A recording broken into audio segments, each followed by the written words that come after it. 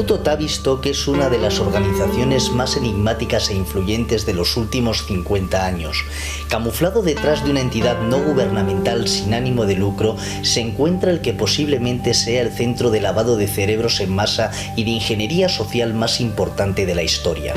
Una compleja organización que cambiará el paradigma de la sociedad moderna, relacionada con grupos tan enigmáticos como el Club Bilderberg o el de Roma, entre otros. Esta es su historia y la de su influencia en nuestras vidas, influencia que se extiende hasta el presente y que nos obliga a replantearnos el concepto de libertad tal y como lo entendemos. El Instituto Tavistock nace bajo el nombre de Clínica Tavistock en Londres en 1920, cuando Herbert Arthur Russell, duque de Bedford y marqués de Tavistock, decide ceder un edificio en el centro de la ciudad a un grupo de médicos, mayormente psicólogos, como sede donde llevar a cabo sus estudios. En un principio, las funciones de la clínica dependían del Departamento de Guerra Psicológica del Ejército Británico y centraban sus investigaciones en la evaluación del efecto traumático de los bombardeos sobre los veteranos de guerra británicos de la Primera Guerra Mundial, intentando encontrar el punto en el que el soldado se quiebra psicológicamente. Sin embargo, muchos datos apuntan a que los experimentos realizados en Tavistock iban mucho más allá, llegando a ser incluso el origen de los bombardeos masivos a civiles llevados a cabo por Roosevelt y Churchill como experimento clínico de terror de masas. La idea era observar a los civiles como si fueran conejillos de indias, reaccionar bajo condiciones controladas de laboratorio ante una situación de estrés extremo, con el objetivo de comprobar dónde se rompe la resistencia del individuo y encontrar el punto en el que éste quedaría incapacitado para oponerse al nuevo orden mundial. En 1947, la clínica Tavistock se convertiría en el Tavistock Institute of Human Relations gracias a la inversión privada de la Fundación Rockefeller. Así, Tavistock dejó de depender de un departamento estatal para convertirse en una organización autofinanciada que respondía ante la familia Rockefeller. A Tavistock le seguirían otros centros como el ISR, el Cornell ILR y otros cientos de institutos de trabajo que empezaron a surgir repartidos por todo el mundo y que se basaban en sus mismas directrices. De entre todos los que surgen en esta época, sobresalen en Estados Unidos dos: el OSS, ahora conocido como CIA, y la Clínica Psicológica de Harvard, que bajo la supervisión de Carl Lewin fue la responsable directa de la campaña de propaganda que cambiaría la opinión del pueblo americano contra Alemania, involucrándolo definitivamente en la Segunda Guerra Mundial. Poco a poco Tavistock iba ampliando su red de acción. En menos de una década, Rockefeller ya había creado una red de institutos de trabajo, incluido el Departamento de Trabajo, que le servían para controlar tanto física como psicológicamente el movimiento obrero de Estados Unidos. En estos institutos se desarrollaban técnicas que permitían desbaratar huelgas, introducir vigilantes y dirigir ataques. Se iba consiguiendo, por tanto, el primer objetivo: controlar a la población para alcanzar los cambios necesarios que permitieran a Estados Unidos ocupar el lugar de Gran Bretaña después de la guerra como primera potencia. Una vez se consiguiera esto, el siguiente objetivo era sin duda construir el nuevo orden mundial, conformado por una población obediente gobernada por una minoría controladora. Se desarrollaron manuales como el Behavioral Theory of Labor Negotiations, escrito por McKersey y Walton, para la Cornell School of Industrial Relations, que indicaban cómo proceder paso a paso en las negociaciones con los sindicatos. En ellos se estudiaban perfiles de líderes sindicales para tener una posición de ventaja incluso antes de que hubiera huelgas. Se aplicaban las teorías de Sigmund Freud, que consistían en atacar al subconsciente para, por ejemplo, aumentar la productividad de la mano de obra a través de la destrucción automotivada del yo.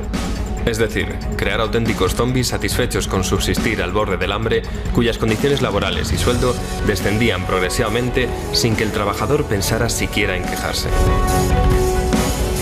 Mientras tanto, en Tavistock se seguían desarrollando técnicas de control de masas y de lavado de cerebro que se enseñaban a futuros dirigentes mundiales para ser aplicadas desde puestos de enorme influencia internacional.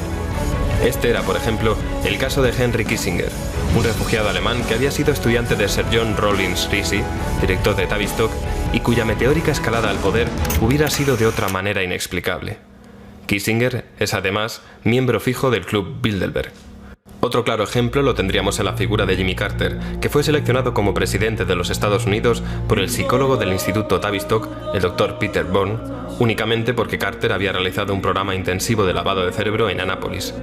El Instituto Tavistock ha desarrollado tal poder en Estados Unidos que nadie llega a sobresalir en ningún campo sin haber sido formado en ciencia comportamental en Tavistock o en alguna de sus filiales. Su papel en la creación del nuevo orden mundial es fundamental. Sir John Rollins Rees, director del instituto y primer presidente de la Federación Mundial de la Salud Mental, dijo: «Debemos conseguir que nuestro punto de vista impregne cada aspecto educativo en la vida de la nación. Tanto la vida pública como la política y la industria deben estar bajo nuestra esfera de influencia, permitiéndonos así convertirnos secretamente en la quinta columna». Bajo la supervisión de Lewin, el Instituto Tavistock fue pionero en investigaciones en las que se utilizaba el trauma para desprogramar al individuo, para posteriormente volver a programarlo de acuerdo con los deseos del controlador. Todos estos estudios buscan promover la uniformidad y evitar la individualidad, que es uno de los grandes obstáculos en el camino hacia el nuevo orden mundial. Se busca convertir a la población en un público que sea predecible y que esté condicionado a hacer lo que se le diga, sin hacer preguntas o, lo que es lo mismo, eliminar la fuerza psicológica del sujeto y dejarlo incapacitado para oponerse a los dictadores del nuevo orden mundial. Para lograrlo, Tavistock trabaja en el estudio de técnicas de lavado de cerebro en masa desde varios frentes. Dos de ellos son el rock and roll y las drogas. En 1939 se pidió a Theodor Adorno que fuera a Estados Unidos para dirigir el proyecto de investigación de la radio de Princeton, un esfuerzo conjunto del Instituto Tavistock y de la Escuela de Frankfurt que tenía como objetivo encontrar un método efectivo de controlar a las masas a través de la música. La idea era utilizar el rock and roll de la misma forma en que los nazis utilizaron la propaganda radiofónica como instrumento de lavado de cerebro. Una de las estrategias del nazismo para extender su particular visión del mundo entre la población alemana fue, por ejemplo, la de la fabricación y la distribución masiva de aparatos de radio económicos para toda la población, de forma que su mensaje pudiera llegar a todos los hogares alemanes.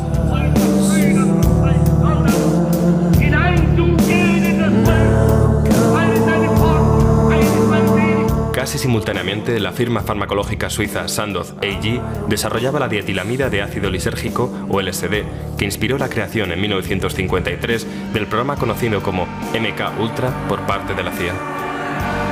El objetivo era desarrollar materiales químicos, biológicos y radiológicos para ser utilizados en operaciones clandestinas y con los que se pudiera controlar o modificar la conducta humana.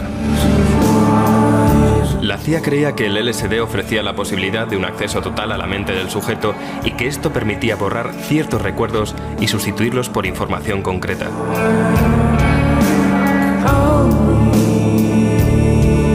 En los primeros ensayos se administró LSD a los funcionarios de la propia CIA con el objetivo de estudiar sus reacciones como si fueran ratas de laboratorio, lo cual desembocó en varias muertes y que el gobierno estadounidense tuviera que pagar millones en perjuicios a las familias de las víctimas. A pesar de ello, los culpables nunca fueron procesados y todos los archivos del programa de pruebas con drogas de la CIA fueron destruidos por orden del director del MK Ultra. Este tipo de prácticas se extendió a Canadá, donde el Dr. Ewen Cameron, director del Hospital Royal Victorian de Montreal, recibió generosos pagos de la CIA para administrar grandes dosis de LSD a 53 pacientes y registrar sus reacciones. Los pacientes fueron drogados y se les mantuvo dormidos durante semanas para después recibir severos tratamientos de electroshock.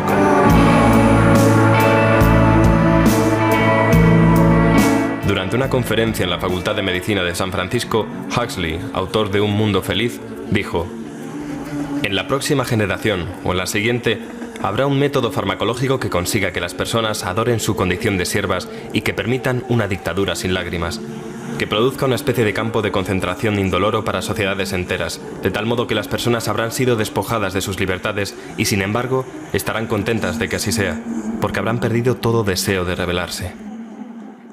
Huxley no se equivocaba. Los estudios con drogas dieron sus frutos y su aplicación real dio origen a lo que se conoció como la contracultura del LSD en los años 60 y que fue acompañada de una revolución de estudiantes que también estaba financiada por la CIA con 25 millones de dólares. Miles de estudiantes universitarios fueron utilizados como conejillos de India sin saberlo.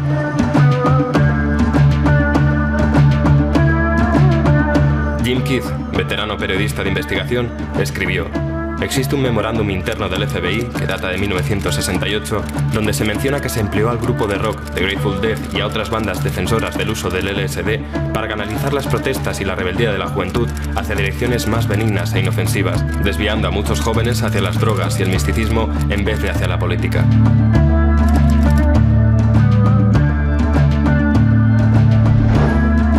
Michael Minicino explica este fenómeno en el ejemplar del invierno de 1992 de la revista Fidelio diciendo: los alucinógenos tienen el singular efecto de convertir a la víctima en un ser asocial, totalmente centrado en sí mismo y preocupado por los objetos.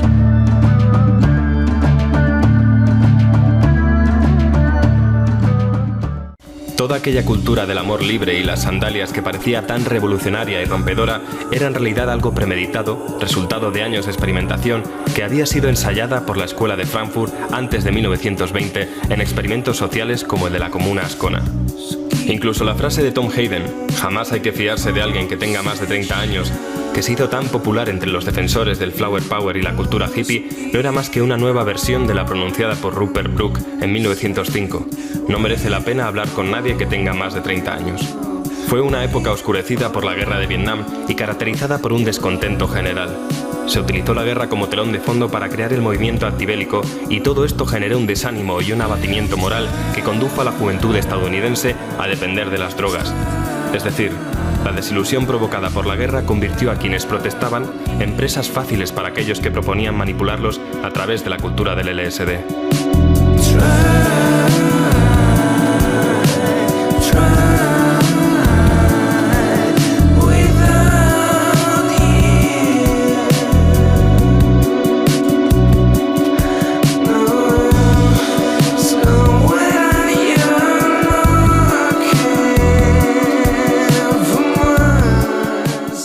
El mejor campo de pruebas para comprobar la utilidad de estos nuevos métodos de control fueron los macrofestivales, en los que se suministraba LSD libremente durante los conciertos a millones de conejillos de indias de entre 15 y 25 años que acabaron convirtiéndose en los promotores de la nueva cultura de las drogas o de lo que se acabó conociendo como New Age.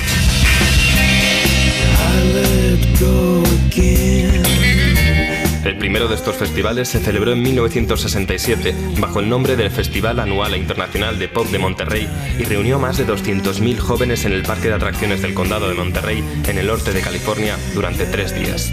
Fue el ensayo general antes de Woodstock, que se celebraría 2 años después.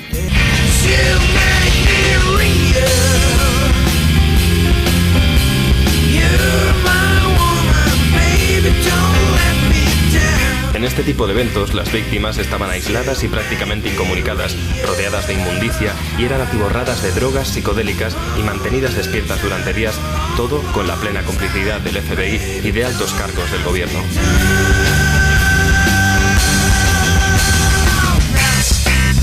El 17 de agosto, el New York Times publicó lo siguiente: esta noche un empleado del festival ha hecho una advertencia sobre el ácido mal fabricado que se estaba distribuyendo. Ha dicho: Now people have been saying that some of the acid is poison. It's not poison. It's just bad acid. It's manufactured poorly. So anybody that thinks they've taken some poison, forget it. And if you feel like experimenting, only take half a tab, okay?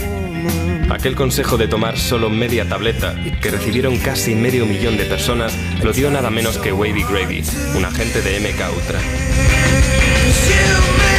Las drogas, el sexo, el rock and roll, las manifestaciones masivas que había por todo el país, los hippies, las comunas, los entusiastas de la marihuana, la presidencia de Nixon, la guerra de Vietnam. Todo estaba desgarrando el tejido de la sociedad estadounidense.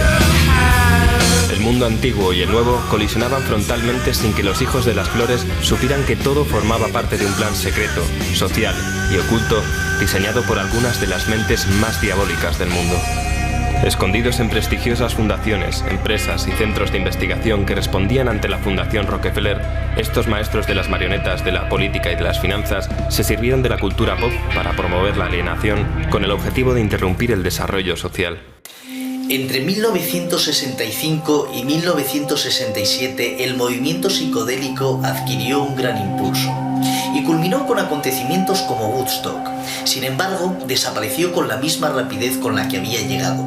El LSD pasó de moda. Jimi Hendrix, Janis Joplin y después Jim Morrison murieron. Timothy Leary prácticamente se desvaneció y Estados Unidos, tras fracasar en Vietnam, entró en los años 70 sumido en una depresión. Pero una vez más Tavistock estaba aguardando, preparado para utilizar esa apatía en beneficio propio. Surgió así lo que se conoce como Guerra Tranquila, la guerra de la tecnología de armas silenciosas. Surge la MTV. La media diaria de exposición a la televisión había subido constantemente desde su aparición, hasta el punto de que a mediados de la década de 1970 era la actividad diaria a la que más tiempo se dedicaba después del sueño y el trabajo, con casi 6 horas al día. La irrupción del aparato de vídeo y las videoconsolas ha aumentado aún más ese tiempo de exposición, de forma que los niños en edad escolar pasan casi tanto tiempo delante de la televisión como durmiendo.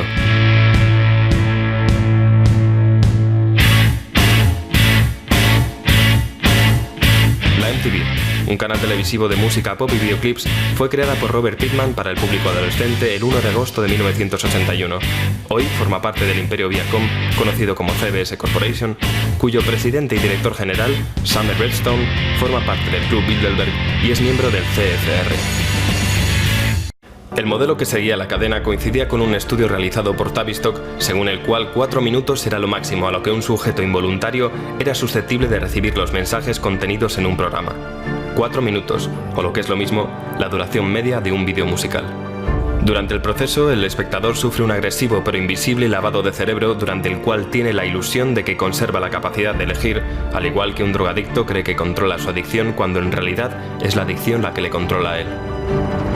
Tavistock realizó varios estudios que demostraban que el ser humano establece asociaciones subconscientes con una canción durante la infancia, de forma que esas asociaciones permanecen latentes y transcurrido un tiempo, ese sujeto es capaz de revivir esos recuerdos y situaciones al volver a escuchar esa canción. Ese recuerdo despertado crearía un estado anímico infantil y retrotraería a la persona a aquella época de su vida en la que habría experimentado esa misma sensación.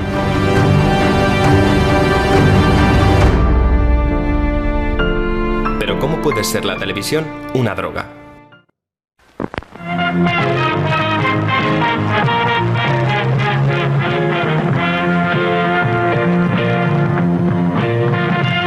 Cuando vemos la televisión, el hemisferio derecho del cerebro parece activarse en una proporción mucho mayor que el izquierdo.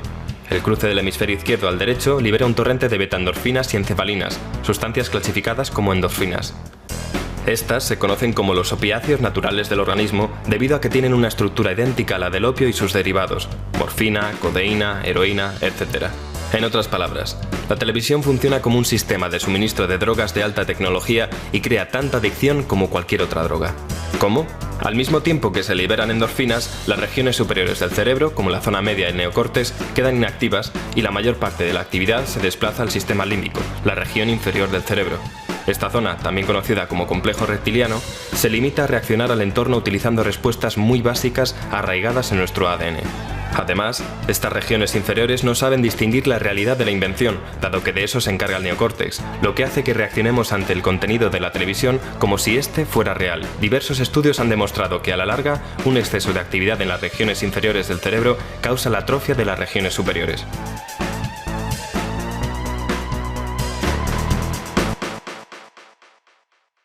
Frederick Emery, uno de los científicos sociales más importantes de su generación y miembro de Tavistock, expuso: la televisión consiste en una señal constante de 50 fotogramas por segundo, cuyo efecto puede definirse en cierta forma como el equivalente tecnológico de un hipnotizador.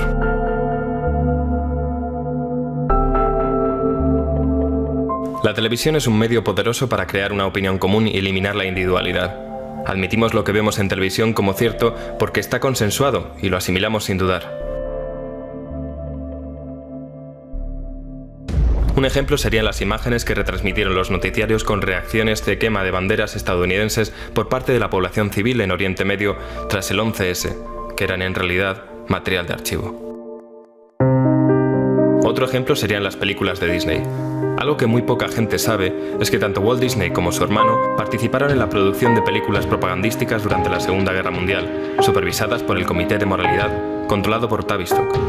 En palabras del propio Disney, si todo el mundo pensara y actuara como los niños, nunca tendríamos problemas.